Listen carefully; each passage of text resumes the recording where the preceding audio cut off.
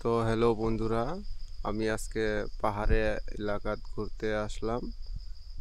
দৃষ্টিটা খুব ভালো লাগতেছে। গ্রামে একটু গরম, এই জায়গায় ঠান্ডাও আছে।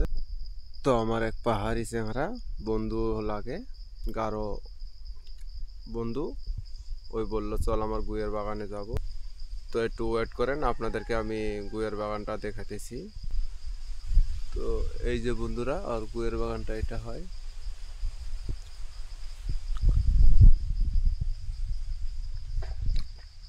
তে একরকম বললেই চলে, পাহাড়ি মানুষদের সাহস আছে। মানে আমগরে যে মুসলিম মানুষ বা নন ট্রাইবেল মানুষ, এই মানুষগুলো যেরকম পাহাড়তে যদি কাজ করতে যায়, সাপে কামড়ায় না কি কামড়ায় ভয় করব, ওরা কোনো কেয়ারে করে না। কাজ করা লাগে করি থাকে, বাস এতটুকু করে লক্ষ্য বা কাজটা শেষ করা লাগবো, অতটুকু করে ধান্দা।